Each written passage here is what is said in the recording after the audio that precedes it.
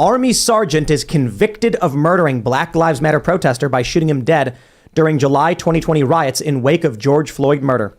Daniel Perry, 37, a 37-year-old Uber driver and Army sergeant, was driving through downtown Austin on the night of July 25th, 2020. He ended up in the middle of a BLM march and in an altercation with protester Garrett Foster. Full stop. That's not what happened. Daily Mail's wrong. Foster just walked up to his car with a rifle, pointed it at him, and then this guy fired back. That's it. He didn't yell at him or anything. Nobody was yelling. Perry shot Foster dead, claimed it was self-defense, but on Friday, a jury found him guilty of murdering Foster. There's a few key details which need to be mentioned. First, I will say there is a widespread push from tons of conservative personalities calling on Greg Abbott to pardon this man, and I agree. Not like this guy. Look, this guy certainly said some things that I find questionable in the past, but that has no bearing on the fact that he's an Uber driver. He's wearing shorts and a t-shirt and flip-flops, and a guy wearing a vest with a rifle and a mask marching with BLM points a gun at him, and then he fires in self-defense. If they were going to say, reckless endangerment or something, I'd roll my eyes and be like, well, they're getting him, whatever. But murder and life in prison, that's what they're going for. They say he was driving through, found himself in the midst of a protest, blah, blah, blah, blah, blah. Let me scroll down. Defense lawyers said that Foster raised his AK-47 at Perry and that Perry fired in self-defense. Witnesses have said during the trial that Foster never raised his rifle at Perry. Well, of course, the witnesses are BLM protesters. Of course, they are likely to lie. A jury found him guilty. In their closing arguments, they insisted he had no choice but to shoot Foster 5 times as he approached Perry's car with an AK-47.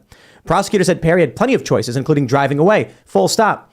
How many stories have we heard where people who drove away were accused of hit and run or something because people are banging on their car? Right. So did he? And they opened fire on him. I don't care. If you were rioting and you're carrying weapons and you approach someone and they panic because you're pointing a weapon at them, sorry. And of course, I just don't believe the BLM people.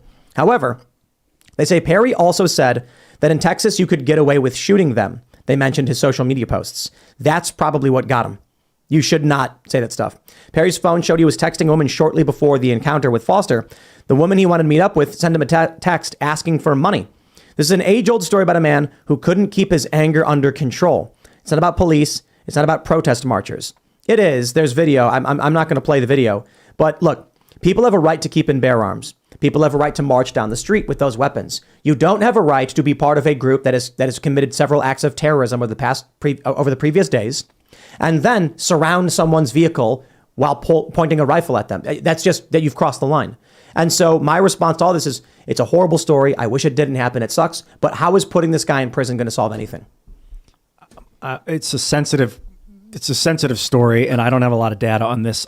Really what it comes down to is this guy pointing the gun at him or not. And we only have witness testimony. Because if he has the gun and it's like at an angle pointing right past the guy and he's moving towards the guy, it could give the illusion that he's pointing towards him. But and I don't know how far away were the witnesses. All the testimony I've seen is that he approached the car. How do you get him on murder? Because of the idea that he premeditated it or had intent with that post on social media. Let me read this. Protesters didn't know anything about Perry when they attacked the car and boxed it in, said Doug O'Connell, who was defending Perry. O'Connell argued that Foster was dressed for battle at the protest, including wearing a neoprene vest, carrying an AK-47, a club, and a knife. Perry was wearing a t-shirt, shorts, and flip-flops. Garrett Foster is dressed for war. Daniel Perry is dressed for the beach. Murder means intent. If they want to say reckless endangerment or negligent homicide, I'd be sitting there and we'd be arguing the legal merits. No, they convicted him for intentionally going to this guy and killing him. Don't buy it. And I think because as you're bringing up with the social media posts and they were trying to say, see, he wanted this chance to do what he did. I think what it actually shows is his mindset is like, oh my gosh, look how scary these rioters are, these looters are, the different social media posts that he had. So when he turns the corner, and I think during the trial it came out that there was evidence that his car was slowing because all the witnesses, as to your point earlier about the witnesses saying, well, he didn't point the gun. Well, the witnesses also said that he sped up into them. And I think they said, oh, we just heard tires screeching and this and that. But then I think the evidence of the trial showed that his car was decelerating, correct? Decelerated to let a quadriplegic woman use the crosswalk. They are lying. So he he turns into and he's like, oh my gosh. And his mindset is, I've been following this for months now. How scary.